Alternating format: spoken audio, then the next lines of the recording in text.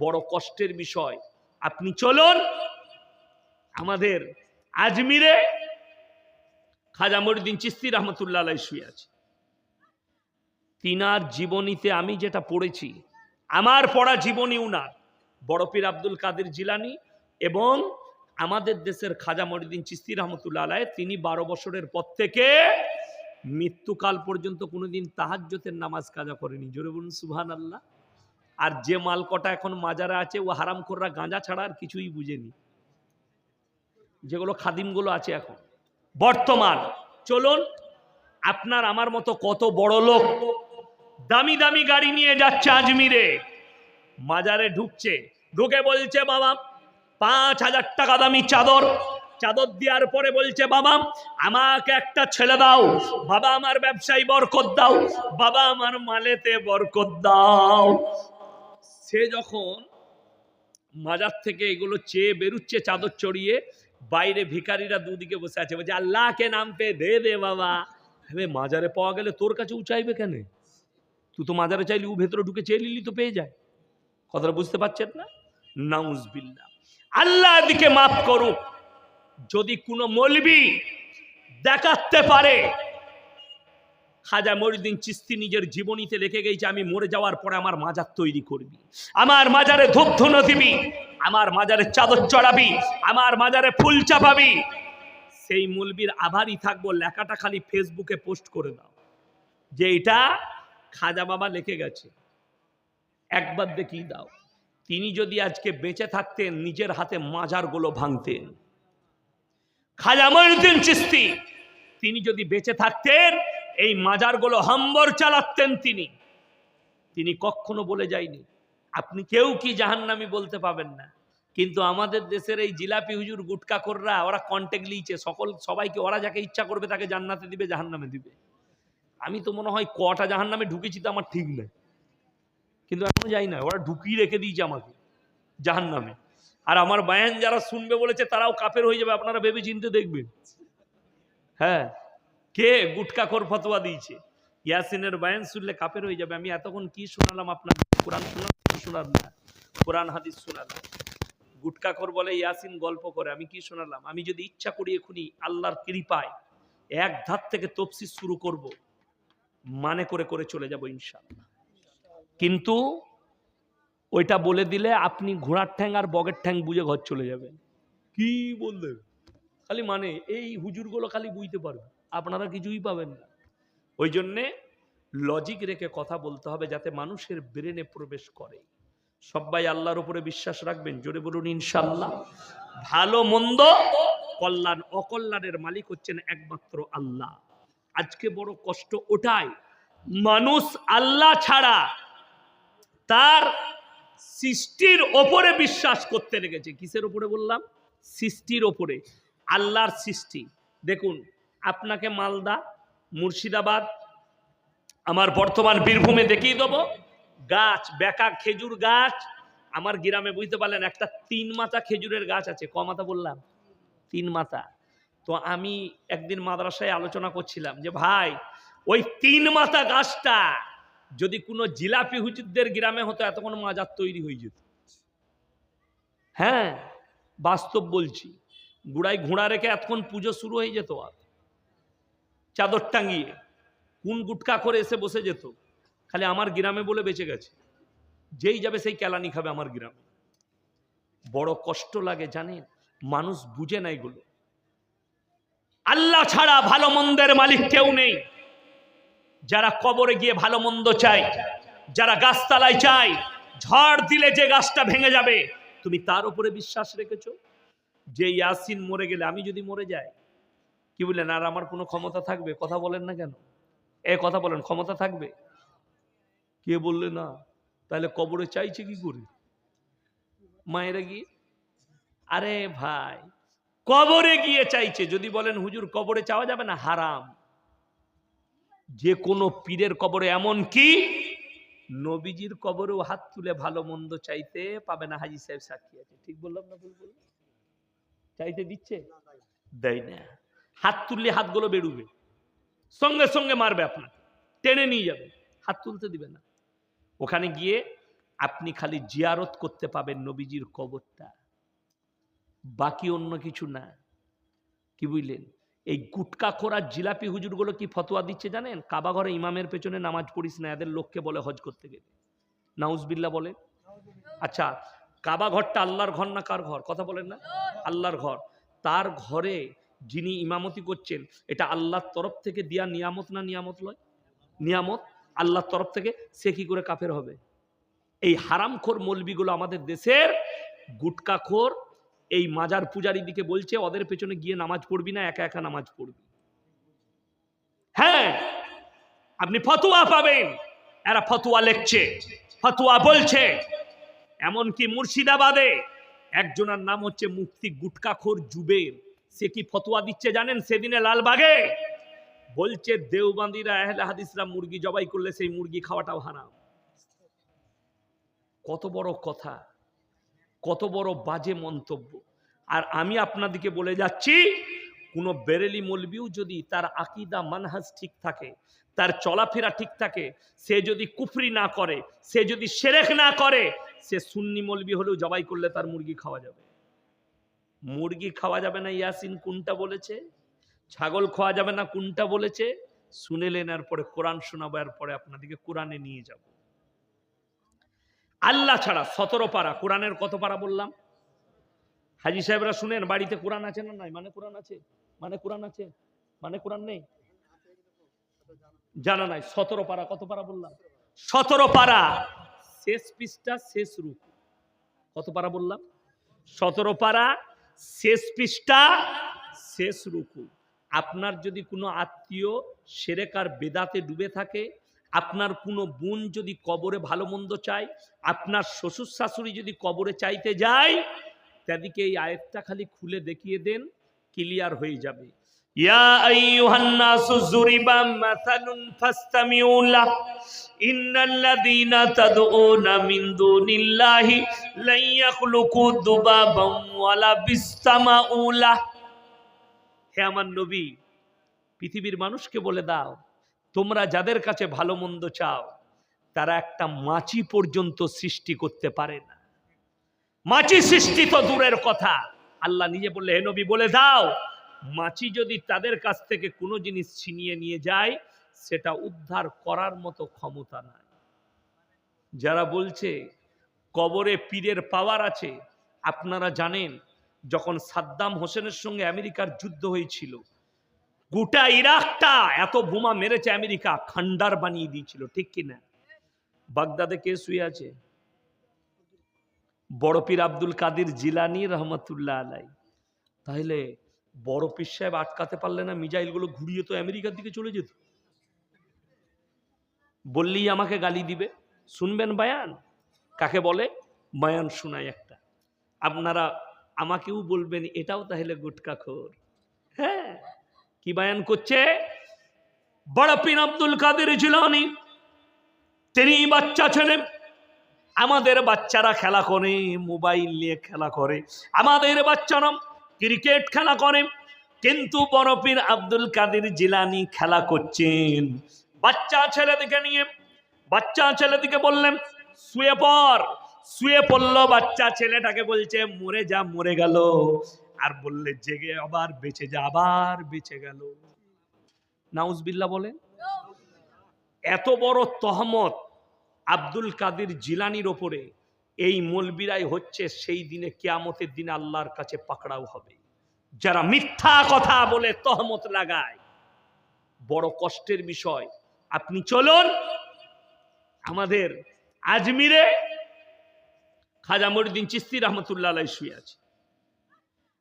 তিনার জীবনীতে আমি যেটা পড়েছি, আমার পড়া জীবনী উনার, বড় পীর আব্দুল কাদের জিলানী এবং আমাদের দেশের খাজা মঈনুদ্দিন চিশতি রহমতুল্লাহ আলাইহি, তিনি 12 বছরের পর থেকে মৃত্যুকাল পর্যন্ত কোনোদিন তাহাজ্জুদের নামাজ কাজা করেনি। জোরে বলুন সুবহানাল্লাহ। আর যে মাল কটা এখন মাজারে আছে, ও হারামখোররা গাঁজা ছাড়া আর কিছুই বুঝেনি, যেগুলো খাদিমগুলো আছে এখন বর্তমান। চলুন, আপনার আমার মতো কত বড় লোক দামি দামি গাড়ি নিয়ে যাচ্ছে আজমিরে, মাজারে ঢুকছে, ঢুকে বলছে বাবা 5000 টাকা দামি চাদর, চাদর দেওয়ার পরে বলছে, বাবা আমাকে একটা ছেলে দাও, বাবা আমার ব্যবসায় বরকত দাও, বাবা আমার মালেতে বরকত দাও। সে যখন মাজার থেকে এগুলো চেয়ে বেরুচ্ছে চাদর চড়িয়ে, বাইরে ভিখারিরা দুদিকে বসে আছে, বলছে আল্লাহকে নাম পে দে দে বাবা। মাজারে পাওয়া গেলে তোর কাছে চাইবে কেন? তুই তো মাজারে চাইলি, ও ভেতরে ঢুকে চেয়ে নিলি তো পেয়ে যায়। কথাটা বুঝতে পারছেন না? নাউজুবিল্লাহ। আল্লাহ দিকে মাফ করুক। যদি কোনো মৌলবি দেখাতে পারে, খাজা মঈনুদ্দিন চিশতি নিজের জীবনীতে লিখে গেছে, আমি মরে যাওয়ার পরে আমার মাজার তৈরি করবি, আমার মাজারে ধূপ ধুনো দিবি, আমার মাজারে চাদর চড়াবি, আমার মাজারে ফুল চাপাবি, সেই মৌলবীর আভারই থাকবো। লেখাটা খালি ফেসবুকে পোস্ট করে দাও যে এটা খাজা বাবা লিখে গেছে, একবার দেখিয়ে দাও। তিনি যদি আজকে বেঁচে থাকতেন, নিজের হাতে মাজারগুলো ভাঙতেন। খাজা মঈনুদ্দিন চিশতি তিনি যদি বেঁচে থাকতেন, এই মাজারগুলো হাম্বর চালাতেন। তিনি কখনো বলে যায়নি। আপনি চলুন নিজামুদ্দিনে গেটেতে মার্কাজ, কেউ গেছেন না জাননি? দিল্লিতে গেছেন তো 12-13 মাস। আমি বলি মাজার আছে, নিজামুদ্দিনের মাজার আছে না? নিজামউলিয়ায় জিজ্ঞেস করুন, মেয়েরা ঢুকছে সেখানে গড়াগড়ি মারছে, মাথা ঠুকছে, চুমু খাচ্ছে কবরে। নাউজুবিল্লাহ। যদি বলেন মেয়েরা কি কবরে যেতে পাবে না, আমি এইখানেই প্রমাণ করে দেবো। আপনাদের দেশে এই চামা গ্রামে, আপনাদের এখানে স্বামী মরে গেলে স্ত্রী কবরস্থানে যায় তো নাকি? যেতে পাবে? যেতে পাবে না। বাপ মরে গেলে বিটি যেতে পাবে? যেতে পাবে না। বাপ মরে গেলে বিটি যদি কবরস্থানে যেতে না পায়, স্বামী মরে গেলে যদি স্ত্রী কবরস্থানে না যেতে পায়, ইয়াসিন মারা গেছে আমার কবরে, তোমার বউ কি করে যাবে? তোমার বইয়ের প্রতি আমার হক বেশি না স্বামীর হক বেশি? স্বামীর হক বেশি। আর যে বলবে পীরের হক বেশি, তাহলে ঠিক আছে তোর বউ যাবে, আমার বলার আর কিছু নাই। বললেই এটা গালিগলজ দিবে? আলহামদুলিল্লাহ না। এই জন্যই শুধু তাই নয়, দেখবেন যারা ফুরফুরার হুজুর যারা গালি দিচ্ছে আমাকে, সেই কটা হুজুরকে বললাম সাবধান হও, আমাকে বাষ্ট হওয়া থেকে রুকো, নাহলে আমি বাষ্ট হলে তোদের বীজ বেগুন উঠে যাবে সব। যে বাজারটা চলছে ওটাও ভেঙে দেবো আমি, যেটুকু চলছে ওটুকু ভেঙে গুড়িয়ে দেবো আমি। আমাকে চিনো না তুমি, আমি ওদিকে বলবো যারা আমাকে ফুরফুরার হুজুররা গালি দিচ্ছ ফেসবুকে এসে জলসায় বসে বসে, অনুরোধ করব ভালো করে দাদা হুজুরের ওসিয়তনামা পড়ো। দাদা হুজুরের ওসিয়তনামায় লেখা আছে কি জানেন? মেয়েদের মাজারে যাওয়া তো দূরের কথা, নিয়ত করাটাও হারাম। কি করা বললাম? নিয়ত করাও হারাম। ওই জন্য ফুরফুরার মাজারে মেয়েদের যাওয়া নিষেধ, মেয়েরা যেতে পায় না। এটা দাদা হুজুরের ওসিয়তনামা। আমার মনে হয় আর 5 বছর পরে যে কটা উঠেছে যারা আমাকে গালি দিচ্ছে, এরা মরে গেলে এদের ছেলেদিকে বলে দিবে যে আমার কবরে মেয়েদিকে চুমু খাওয়া করাবি। হ্যাঁ, আমি হক কথা বললে আমাকে যদি গালি দেয়, তো এদের হাল তো এই হবে। এখন থেকে হালে এরকম হয়ে আছে। বড় কষ্টের বিষয়। আমার মুসলমান ভাই সবাই বলুন শিরক থেকে বাঁচবো, জোরে বলুন ইনশাআল্লাহ। আল্লাহর কাছে যতগুলো পাপ আছে পৃথিবীতে, সব থেকে নিকৃষ্টতম পাপ হচ্ছে শিরকের পাপ। আল্লাহ ইচ্ছা করলে সব ক্ষমা করবেন, কিন্তু কেউ যদি জেনে বুঝে আল্লাহর সঙ্গে কেউ কি শরিক করে, সেটা আমার আল্লাহ ক্ষমা করবেন না। আল্লাহর যে ক্ষমতা আছে সে ক্ষমতা আর কারুর আছে। এখন তো বড় কষ্ট লাগে, আমাদের সমাজ তো আমাদের দ্বারা চলে না। কি দ্বারা চলে? হাদিসুন নিসায়, মেয়েদের হাদিসে চলছে। মেয়েদের হাদিসে চলেনি, মেয়েদের হাদিসেই চলছে। আর বড় কষ্ট এটাই যে আপনি আপনার ইমামের থেকে বেশি প্রাধান্য দিয়েছেন আপনার বিবিকে। সে যে ফতোয়া দিবে সেটাই তোমার জন্য কার্যকারী, মৌলবীর ফতোয়া কার্যকারী নয়। ওই জন্যই তো আমাদের এই হাল। আমি কালকের জলসায় বলেছি, দেখুন নারীদিকে আল্লাহ তাআলা এত সুন্দরভাবে সৃষ্টি করেছেন, গোটা কোরআনে একটাও সূরা পুরুষদের নামে নাই, কিন্তু সূরায়ে নিসা নারীদের উপরে আল্লাহ একটা পুরো সূরা অবতীর্ণ করেছে নারীদের ইজ্জতের উপরে। জোরে বলুন সুবহানাল্লাহ। মায়েদিকে এতটা মর্যাদাশীল করেছে। আমি বলে যাই, একটা ডেমো আপনাদিকে দেখাবো, রাগ করবেন কিন্তু ডেমোটা দেখালে। এই জন্যই দেখাবো ডেমোটা। আপনার চোখটা খুলে যাবে কেন বিবিদিকে ঢাকতে হয়, কেন ঢাকবেন। বেঈমান কাফের কিছু বলছে, এখন কিছু দল বেরিয়েছে, হিজবুত তৌহিদের একটা মেয়ে বক্তব্য দিচ্ছে তাদের ইমাম, যে আল্লাহর নবীর বিবিও তিনি ব্যবসায়ী ছিলেন, ব্যবসা করেছেন। কে? মা খাদিজাতুল কুবরা রাদিয়াল্লাহু তাআলা আনহা, তিজারত করতেন। 10টা বড় ব্যবসায়ী মেয়ের মধ্যে মা খাদিজা একজন ছিলেন পুরো আরব দুনিয়ার মধ্যে। জোরে বলুন সুবহানাল্লাহ।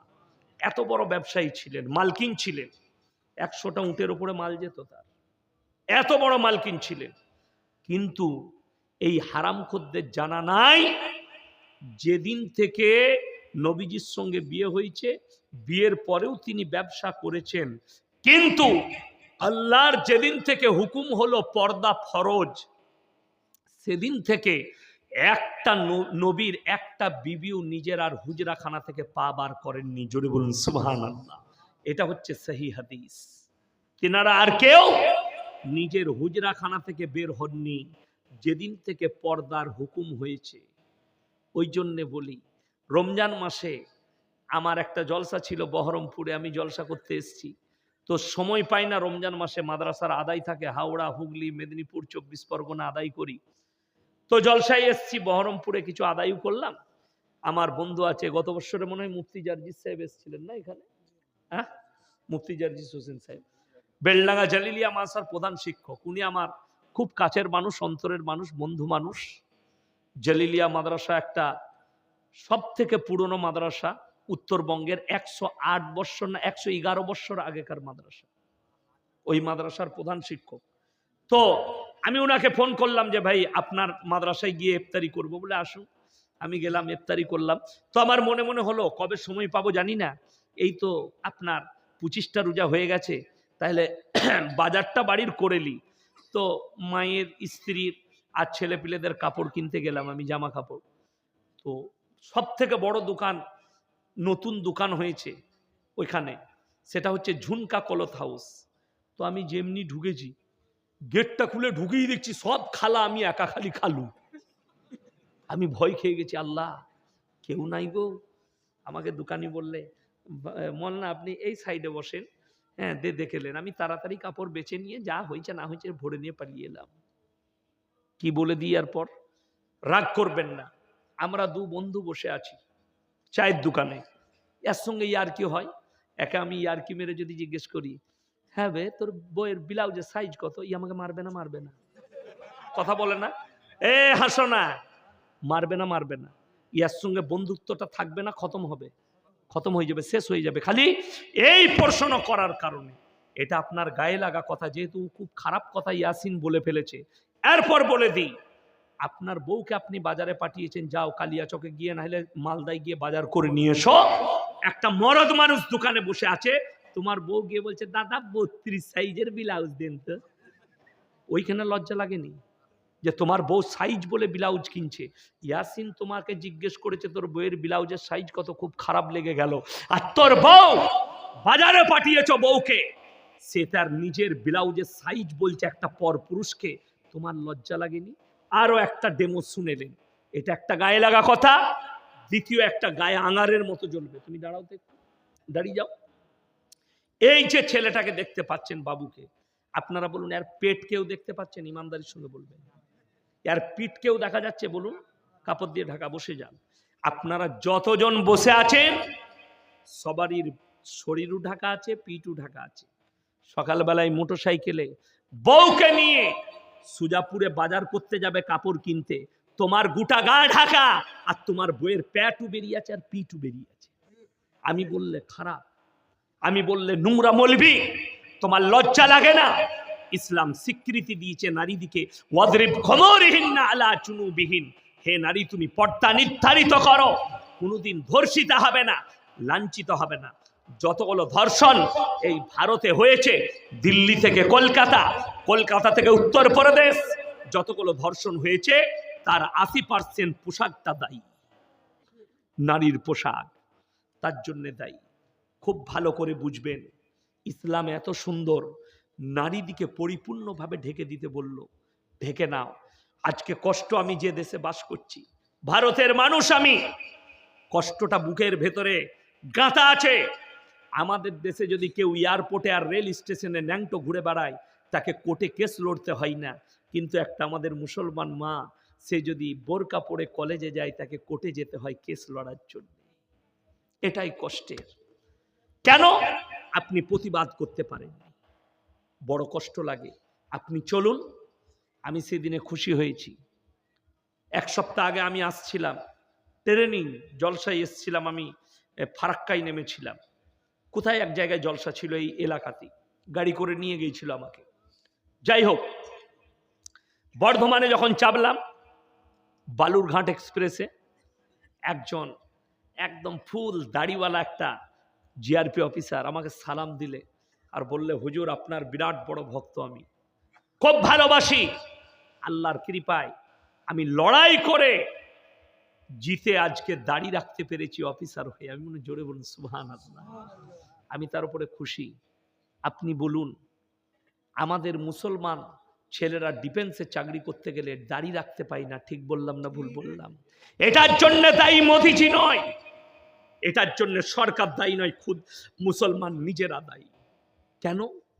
10টা ছেলে ইন্টারভিউ দিয়েছে, 10টা মুসলিম ছেলে, তারা ডিফেন্সে চাকরি করবে, একজনের দাড়ি, 9 জনের দাড়ি নাই।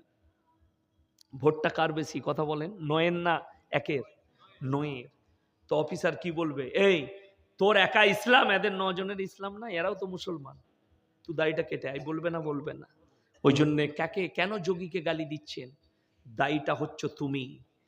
আমাদের দেশের পাঞ্জাবিরা, তারা যেখানেই চাকরি করুক, পুলিশের হোক আর ডিফেন্সের, না তাদের দাড়ি কাটাতে পারে, না তাদের পাগড়িটা নামাতে পেরেছে, ঠিক বললাম না ভুল বললাম?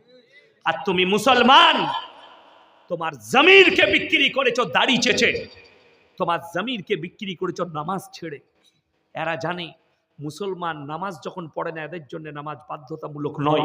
অথচ আল্লাহর নবীর হাদিস, যার নামাজ নাই তার ইসলাম নেই। তুমি মাঠে থাকো আর রেল স্টেশনে থাকো, নামাজের সময় হলে নামাজটা আদায় করে নাও। আমি জানি কাকে গাল দিবে।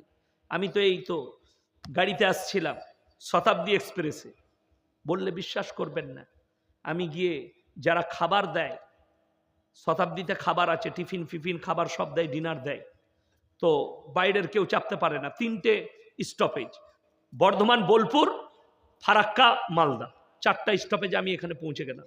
শুনেলেন খাবার দেয়, আমি বললাম উজু করব, তো তারা পানিও দিলে, গেটে উজু করেলেন। এমন একটা ভালো নতুন চাদর দাও, বিছিয়ে নামাজ পড়ব। তো বলে নেই। তো আমি বাড়ি থেকে লুঙ্গি এনেছিলাম নামাজ পড়ার জন্য, নতুন, এখনো ব্যাগে ভরা আছে, এক সাইডে বিছালাম। তারা বললে, সামনে এই ট্রেটা নামিয়ে দিচ্ছে, আপনি নামাজটা পড়লেন। কত ভক্তি বলুন, হিন্দুদের লোক, জোরে বলুন সুবহানাল্লাহ। আপনি যদি নামাজি হন, আল্লাহ আপনার সহায় থাকবে। আপনি যদি পরেজগার হন, আপনি যদি আল্লাহকে মন থেকে ডাকেন, নামাজের সময় হলে আল্লাহ ঠিক নামাজের জায়গা তোমার জন্য বার করে দিবে।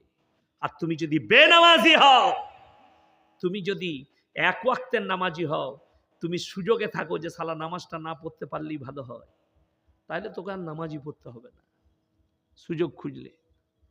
কথাটা বুঝতে পারেননি? ওইটাই কষ্ট। আমার ভাই, সবাই 5 ওয়াক্তের নামাজ পড়বেন তো? জোরে বলুন ইনশাল্লাহ। বিবিদিকে তারবিয়ত দেন। আমাদের দেশের লোকের কি চিন্তাধারা জানেন?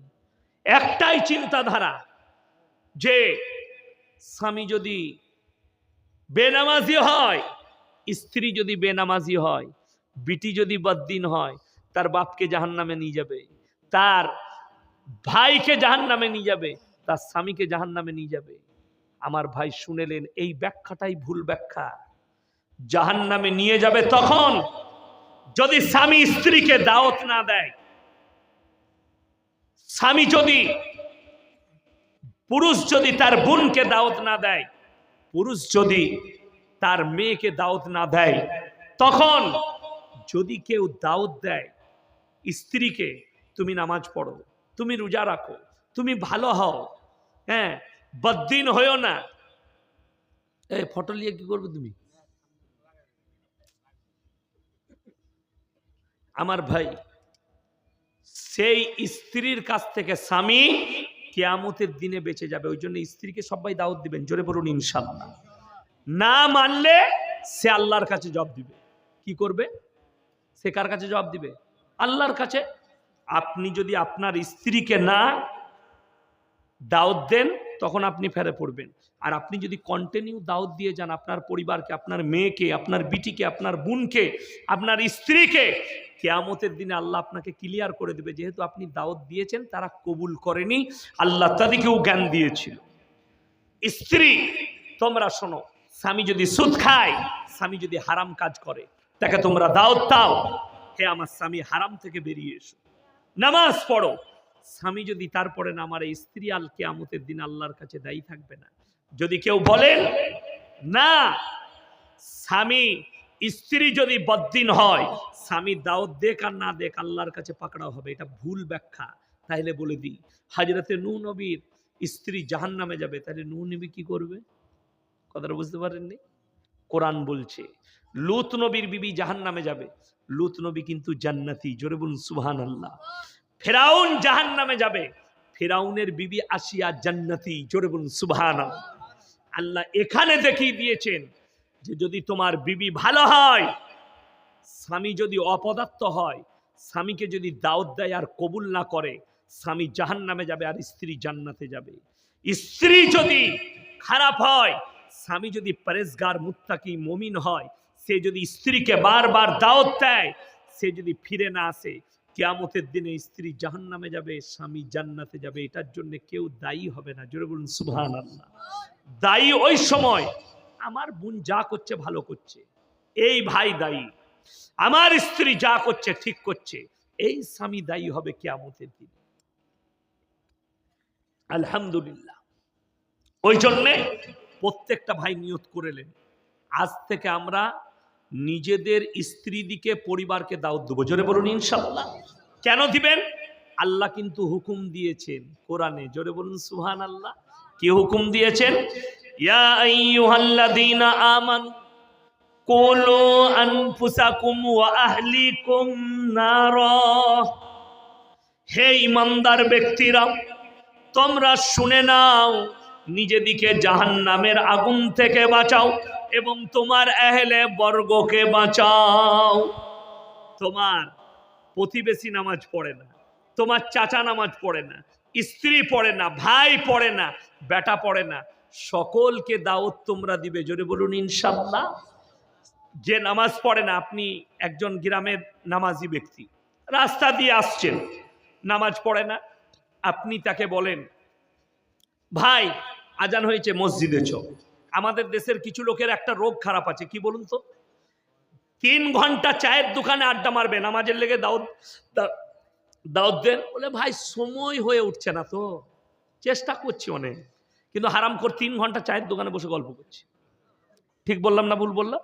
হ্যাঁ, তুমি 3 ঘন্টা চায়ের দোকানে কাটাচ্ছ, কমপক্ষে এক ওয়াক্তে আমার বাবাজিরা ক মিনিট সময় লাগবে? 10 মিনিট। 5-10 কত? 50। কোরআন তেলাওয়াত আছে, তসবিহ আছে, ইত্যাদি আমল আছে, দিয়ে আপনি 2 ঘন্টা বাদ দেন, 24 ঘন্টায় 2 ঘন্টা বাদ গেলে কত থাকে? 22। যারা বিশেষজ্ঞ সাইকোলজি ডাক্তার যারা, তারা বলছে একটা সুস্থ মানুষ 6 ঘন্টার বেশি ঘুমাবে না। কত? 6 ঘন্টা। 6 ঘন্টা যদি ঘুমায়, সেই ঘুমটাই হচ্ছে সুস্থ লোকের ঘুম। যদি 6 ঘন্টা বাদ দেন, 6 আর 2 8 ঘন্টা গেল, 24 ঘন্টার কত রইল? 16 ঘন্টা। 16 ঘন্টায় বিবি, বাল বাচ্চা, প্রতিবেশী, আত্মীয় স্বজন সব করুন, ব্যবসা বাণিজ্য। আমার আল্লাহ নিষেধ করেনি ব্যবসা করতে, আমার আল্লাহ নিষেধ করেনি। কেউ যদি বলে মসজিদে ঢুকে গেলে আর বেরোনো চলবে না, এরকম কোন হুজুরের মৌলবীর বয়ান শুনেছেন? শুনেননি, আর শুনতেও পাবেন না। কেউ যদি বলে মসজিদে ঢুকলে আর বেরোনো যাবে না, সেই মৌলবীর ইলম কালাম নাই। কোরআন খুলেন সূরায়ে জুমআ। কোন সূরা বললাম? সূরায়ে জুমআ। ইয়া আইয়ুহাল্লাযীনা আমানু ইযা নুদিয়া লিস-সালাতি মিন ইয়াউমিল জুমআ ফাসাউ ইলা যিকরিল্লাহি ওয়া যারুল বাই যালিকুম খায়রুল লাকুম ইন কুনতুম তা'লামুন।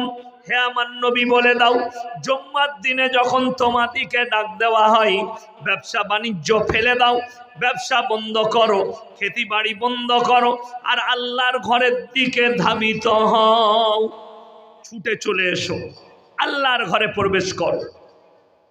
পরের আয়াতে আল্লাহ বললেন, ফাইদা কুদিয়াতিস সালাতু ফান্তাশিরু ফিল আরদ ওয়াবতাগু মিন ফাদলিল্লাহ ওয়াজকুরুল্লাহা কাসীরান লাআল্লাকুম তুফলিহুন। হে আমার নবী, তাদেরকে বলে দাও, শুনিয়ে দাও, যখন নামাজ হয়ে যাবে আবার তোমরা হালাল রুজির সন্ধানে পৃথিবীতে ছড়িয়ে পড়ো। জোরে বলুন সুবহানাল্লাহ। হালাল রুজির সন্ধানে পৃথিবীতে আবার ছড়িয়ে পড়ো, নামাজ কেউ ছাড়বো না। জোরে বলুন ইনশাআল্লাহ। হার হালতে নবীজি বলেছেন, যার নামাজ নাই তার ইসলাম নেই। আপনার নামাজ নেই, আপনার মধ্যে ইসলাম এলো না। খুব ভালো করে বুঝবেন, নামাজ আছে, ইসলাম আপনার মধ্যে আছে। নামাজ হচ্ছে এমন একটা হাতিয়ার, এই নিয়তে আমার নবীজি বলেছেন, ফাইন্নাহু ইয়ারাক, তোমরা নামাজ পড়লে মনে মনে ভাববে আমি আল্লাহকে দেখতে পাই বা না পাই, আমার আল্লাহ আমাকে অবশ্যই দেখছে, এটা বলবে। আমার ভাই, দুশ্মনী কারোর সঙ্গে নাই, আমার দুশ্মনী তাদের সঙ্গে যারা আল্লাহ বিরোধী কাজ করে। আমার দুশ্মনী তাদের সঙ্গে যারা আল্লাহ ছাড়া অপরকে রব হিসাবে মানে। আমার দুশ্মনী তাদের সঙ্গে যারা ইসলামকে বিকৃত ঘটায়। তা না হলে আমি সেদিনে জলসায় গিয়েছিলাম, জাঙ্গিপাড়ায় জলসা ছিল, তো আমি তোহা সিদ্দিকের বাড়ির সামনে দিয়ে পেরুচ্ছিলাম, তো আমি দাঁড়ালাম, ভেতরে নিয়ে গেল, চা খাওয়ালো আমাকে, কোনো ব্যাপার নাই, আমাকে ঘুরিয়ে মাদ্রাসা দেখালো, ওনার মাদ্রাসা আছে। ফুরফুরার যে হুজুর কটা গালি দিচ্ছেন তাদেরকে অনুরোধ করে বলবো একটু হাদিস কোরআনের চর্চা করবেন, গালি দেওয়ার আগে একটু করবেন। আর যদি মাদ্রাসা না খুঁজে পান, কমপক্ষে তোয়া হুজুর একটা মাদ্রাসা করেছে বাড়িতে, তার মাদ্রাসায় গিয়ে দারাসে বসবেন আলেমদের কাছে, দিয়ে বলবেন বুখারী শরীফের ওই হাদিসগুলো দেখান যেগুলোতে মুনাফেক হওয়া যায়, একটু বলবেন, তাহলে পেয়ে যাবেন যে গালি কাকে দিতে হয়। আপনাকে বলবো কাফের কাকে বলে। আপনারা পীরের আওলাদ, সাধারণ মানুষ তো আমার কাছে বলছে, সাধারণ মানুষ, আপনারা কমেন্টগুলো দেখেন, সাধারণ মানুষ বলছে এদের মধ্যে ইলেম কালাম নাই। ওটা আমাদিকে খারাপ লাগছে। তোমাদের নিজের ক্ষতি হচ্ছে ইয়াসিনকে গালি দিয়ে, আমার ক্ষতি হয় নাই। আল্লাহর নবীকে যারা গালি দিয়েছিল ক্ষতি তাদের হয়েছিল, নবীজির কিচ্ছু হয়নি। নবীজি কাবা ঘরে কোরআন পড়ছে, হ্যাঁ, ওরা ফতোয়া দিচ্ছে ইয়াসিনের বায়ান শোনা যাবে না। মানুষ তত আমার বায়ান শুনবে, আর ইনশাআল্লাহ হক পথে আসবে, আর আমি হকের দাওয়াত আমার মৃত্যুকাল পর্যন্ত দিয়ে যাব। জোরে বলুন ইনশাআল্লাহ। আপনারা দোয়া রাখুন, আপনাদের জন্য আমি দোয়া রাখবো যে আল্লাহ আপনাদেরকে হকে টিকিয়ে রাখুক। ইয়াসিন যদি মরে যায়, এখানে দেখছেন মাদ্রাসার কত তালবিল ইলম এসছে, এইগুলো সব আমাদের সম্পদ। আলতাফিয়া মাদ্রাসা আছে, সুজাপুর মাদ্রাসা আছে, আপনার তার পাশে মোসেমপুর মাদ্রাসা আছে, এইগুলোতে বড় বড় মাদ্রাসা মালদায় আছে। এই মাদ্রাসাগুলোয় যে বাচ্চাগুলো হচ্ছে, এগুলো আমাদের সম্পদ, আমাদের উত্তরসূরিয়ারা। আমি মরে যাব, আল্লাহ আর একজনকে দাঁড় করাবে, আমি চলে যাব, আর একজন আসবে, আর একজন চলে যাবে, আর একজন আসবে। এটা তো দুনিয়ার পরম্পরা আল্লাহ করেছে, এক জামানায়। আপনারা আপনাদের দাদু যদি বেঁচে থাকে জিজ্ঞেস করেন গা, আমার বাপের আমার থেকে বেশি পাওয়ার ছিল জলসা। তখন মোবাইলের যুগ ছিল না, নাহলে শওকত সাহেব কি জিনিস ছিল এই বেরেলি মাল কটা বুঝতে পারত। হাওয়ার মতো উড়ে গেছে আমার আব্বাজি। আর গোলাম আহমদ মোর্তজা সাহেব মরহুম, আল্লাহ জান্নাতি করুক, বলুন আমিন। আমার আব্বাজি বেঁচে আছেন, উনি দুনিয়া ছেড়ে চলে গেছেন। মেদিনীপুরের একটা গ্রামে জলসায় গিয়েছিল, আমি নাম লুবো না গ্রামটা। তখন আমি বাচ্চা ছেলে, গল্প শুনেছি, আমি সেই গ্রামটাই জলসা করেছি। বেরিয়ে জেনারেটর ভেঙে দিয়েছিল কারা? এই সুন্নিরা, সিন্নিখোররা। এবং গোলাম আহমদ মোর্তজা সাহেব আর আমার আব্বাজি ধান ক্ষেতের মাঠ দিয়ে লুকিয়ে লুকিয়ে গিয়ে ট্রেন ধরে এসেছিল। সেই গ্রামকে আল্লাহ আজকে পরিবর্তন দিয়েছে। জোরে বলুন সুবহানাল্লাহ। আমি যখন প্রথম জলসায় গেছি, আব্বাজানের মুখ থেকে শুনেছি। আমি তো ভয়ে দাওয়াত লিখছিলাম না। তারা এক জায়গায় এসে দেখা করলো, হুজুর অসুবিধা নাই, আপনি আসুন। গেলাম, একটা বৃদ্ধ বাবাজির সঙ্গে দেখা, মসজিদে বসে আছেন। হ্যাঁ গো, তুমি শওকত সাহেবের ছেলে? জি। তিনি হাত দুটো ধরে কেঁদে বললেন, আল্লাহ আমাকে কবুল করেছে। আমি সর্বপ্রথম শওকতকে লাঠি নিয়ে মারতে গিয়েছিলাম, আমার বয়স 95 বছর। এখন তিনি আমার অন্তরের মানুষ। আমি শিরক বেদাত বুঝতে পেরেছি, কুফরি থেকে সরে এসেছি। আমাদের হুজুররা লাচিয়েছিল, এই দুটো বক্তাকে পেলে বেরিয়ে মেরে দিবি। আমি বললাম, তারা কোন আলেম যারা একটা আলেমকে মারতে বলে? আর আমি আপনাকে বলে যাচ্ছি, যে ধরেলি আলেম হোক, সম্মানের সঙ্গে কথা বলবেন, গালিগোলজ করবেন না। যেহেতু আল্লাহ তার মধ্যে যে কোনো ইলিম দিয়েছে, কোরআন আছে, গালিগোলজ করবেন না। আমার সঙ্গে হচ্ছে, আমাকে গালি দিচ্ছে, আমি বুঝে নেব। ফুরফুরার হুজুর দিকে কেউ গালি দিবেন না, তারা পীরের আওলাদ, তারা ভুল করছে, আল্লাহ তাদের জবাব আল্লাহর তরফ থেকে আসবে, তারা হক বুঝতে পারবে। ওই তো বললাম, একজন পীরজাদা বলেছেন যে ইয়াসিন কিয়ামে বসেছিল, দাঁড়ায়নি, তো কি হয়েছে? সে বসে বসে নবীকে দরুদ পাঠ করেছে, তা বলে তাকে লাদ মেরে স্টেজ থেকে ফেলে দিবে? আর আমি যদি বলি, কিন্তু আমি এ ভাষা বলবো না, আমি একটাই কথা বলেছি যে তুই নিজের শরীরটাকে একবার আয়নাতে দেখবি। তুই যে আমাকে ফেলবো বলছিস, আমার পায়ের সমান তোর শরীরটা, তো আমাকে ফেলবি কি করে লাদ মেরে? তুই তো নিজে পড়ে যাবি। কষ্টের বিষয় এটা, আমি হাসির কথা বললাম, কিন্তু দুঃখ হচ্ছে আপনাদিকে বলে যাই, কেউ যতগুলো ভাই বসেছেন, আপনার স্ত্রীকে গালি দিবেন না, প্রতিবেশীকে গালি দিবেন না, সন্তানকে গালি দিবেন না, বোনকে গালি দিবেন না, বিটিকে গালি দিবেন না, ভাইকে গালি দিবেন না, প্রতিবেশীকে গালি দিবেন না। আপনার ঘরে যে কাজের লোক আছে তাকেও গালি দিবেন না। আমি কিরকম লোক, ইয়াসিন কি আর ইয়াসিনের বাপ কি, এই গুটকাখোররা কি বলবে? আমার একটা কার্টুন তৈরি করে দিয়েছে, ইয়াসিন ডাবচোর, দিয়ে মনে করছে দিনকে রুখে দেবো।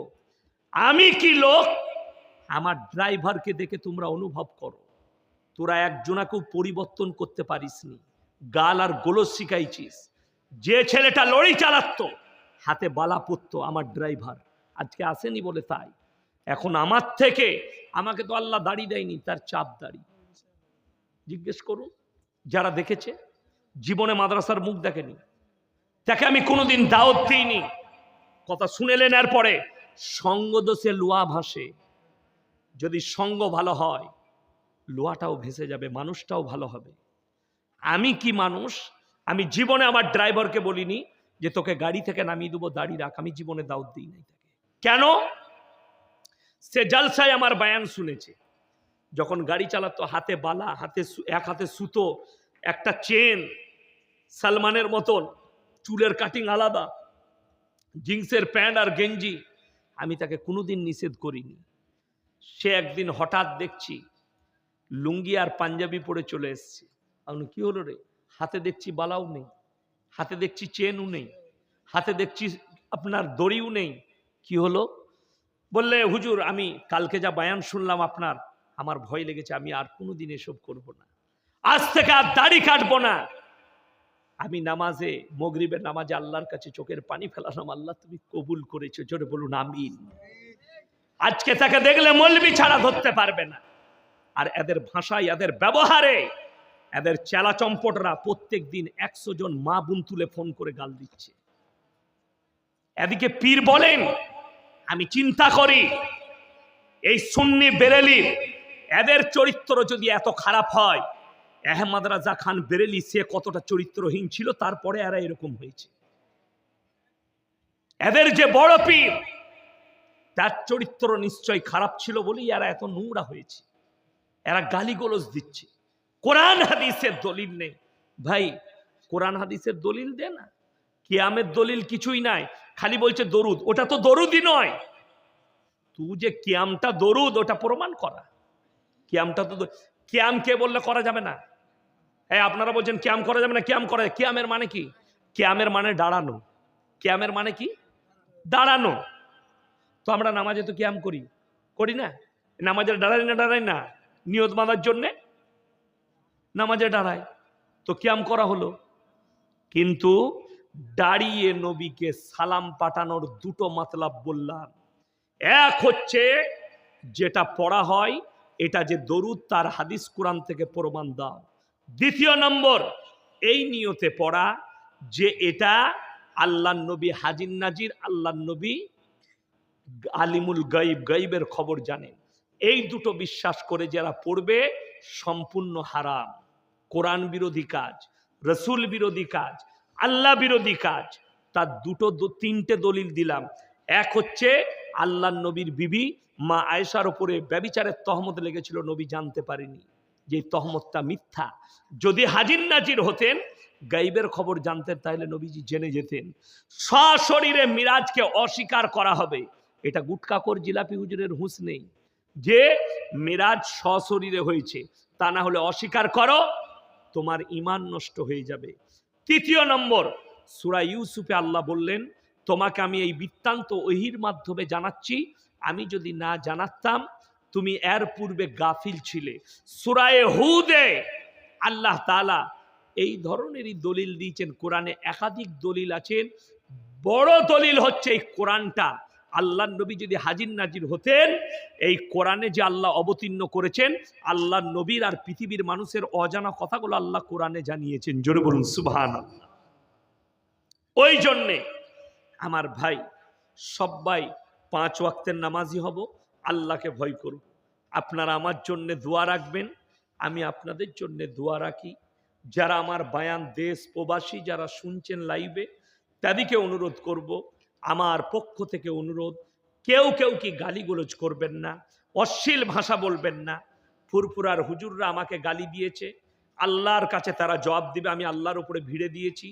যারা বেরেলবি মৌলবি যারা গালি দেওয়া করেছে ফোন করে একাধিকবার, আমি তাদের জন্য দোয়া করব, আল্লাহ তাদেরকে ক্ষমা করুক, মাফ করুক।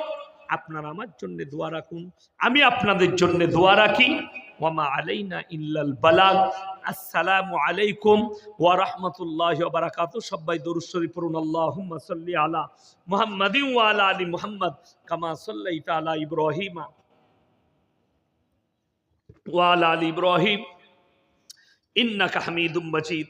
আল্লাহুম্মা বারিক আলা মুহাম্মাদিন ওয়া আলা আলি মুহাম্মাদ কামা বারাকতা আলা ইব্রাহিম ওয়া আলা আলি ইব্রাহিম ইন্নাকা হামিদুম মাজিদ। রব্বানা আতিনা ফিদ দুনিয়া হাসানা ওয়া ফিল আখিরাতি হাসানা ওয়া কিনা আযাবান নার। রব্বানা লা তুজিগ কুলুবানা বাদা ইদ হাদাইতানা ওয়া হাব লানা মিন লাদুনকা রাহমা ইন্নাকা আনতাল ওয়াহ্হাব। রব্বানা ইগফির লানা ওয়া লিইখওয়ানিল্লাযীনা সাবাকুনা বিল ঈমান ওয়া লা তাজআল ফী কুলুবিনা গিল্লাল লিল্লাযীনা আমানু রব্বানা ইন্নাকা রাউফুর রহিম। ইয়া আল্লাহ, আমরা গুনাহগার, খাতাকার, বদকার, সিয়াকার, গুনাহকে মাফ করে দাও, খাতাকে দরগুজার করে দাও। আজকের এই মজমায় যে সমস্ত ভাইয়েরা, মায়েরা, বোনেরা, আমরা যারা হাত তুলেছি, হাত তোলার পূর্বে বিগত জীবনের সমস্ত সগীরা কাবিরা জাহিরি বাতিনি, দিনের দিবালয়ে রাতের অন্ধকারে জেনে অজেনে সমস্ত পাপকে তুমি ক্ষমা করে দাও। আমাদের পূর্বপুরুষ যারা দুনিয়া থেকে চলে গেছে, তাদের কবরের দিকে জান্নাতুল ফিরদৌসের দরজা খুলে দাও। ওগো আল্লাহ, আমরা যখন দুনিয়া থেকে যাব, কালমার সঙ্গে খাতমা নসিব করো। ওগো আল্লাহ, কিয়ামতের ময়দানকে আসান করে দিও। তোমার রসুলের হাতে হাউজে কাউসার তুমি দান করো। ওগো আল্লাহ, যে সমস্ত ভাইয়েরা আজকে এখানে হাজিরি হয়েছে, পলসে রাতের ওপরে তুমি আমাদেরকে বিদ্যুতের গতিতে পার করে দিও। আমাদের মধ্যে থেকে যে সমস্ত ভাই মা বোন অসুস্থ আছেন, ইয়া আল্লাহ, তাদেরকে শিফায়ে আমিলা দাইমা মুস্তাফিলা দান করো, আরোগ্য দান করো। যে রাস্তায় চললে তুমি রাজি খুশি হবে, সে রাস্তায় আমাদেরকে পরিচালিত করো। যেভাবে চললে তুমি রাজি খুশি হবে, সেইভাবে আমাদেরকে পরিচালিত করো। ওগো আল্লাহ, আমরা তো বড় দুর্বল, জানি না তুমি কাকে ভালোবাসো। ওগো আল্লাহ, আজকের এই মজমাকে যে সমস্ত ভাইয়েরা মেহনত করে দিয়েছেন, আল্লাহ তাদের সকলের জানের মালের ইজ্জতের বরকত দাও। এই ক্লাবের ভাইয়েরা যারা বস্ত্র বিতরণ করেছে, গরিবকে, অসহায়কে, আল্লাহ যারা কোরআন শিক্ষার উপরে জোর দিয়ে কোরআন বিতরণ করেছে। আল্লাহ এই সমস্ত ক্লাবের সদস্যকে তুমি ইসলামের জন্য কবুল করে নাও, ইনাদের জানে মালে ইজ্জতে বরকত দাও, ইনাদের কারোবারে ব্যবসা বাণিজ্যই বরকত দাও। ওগো আল্লাহ, আরো বেশি বেশি করে দিনের খিদমত করার তুমি তৌফিক দান করো। ফিতনার ফিতনা থেকে, হাসিদিনের হাসাদ থেকে হিফাজত করো, হিংসুকের হিংসা থেকে তুমি হিফাজত করো। যত রকমের বুরাই আছে তুমি হেফাজত করো, যত রকমের ভালাই আছে তুমি দান করো। আমাদের এই টুটি ফুটি দোয়াকে হুজুর পাক সাল্লাল্লাহু আলাইহি সাল্লামের সাদকে তুমি কবুল করে নাও। রব্বানা হামলানা মিন আজওয়াজিনা ওয়া যুররিয়াতিনা কুররাতা আয়ুন ওয়াজআলনা লিল মুত্তাকিনা ইমামা।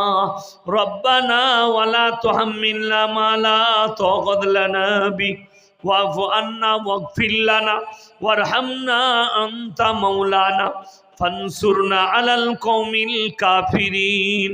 ওয়া সাল্লাল্লাহু তাআলা আলা খায়রি খালকিহি মুহাম্মাদিন ওয়া আলিহি ওয়া আসহাবিহি আজমাইন বিরহমাতিকা ইয়া আরহামার রাহিমিন। আসসালামু আলাইকুম।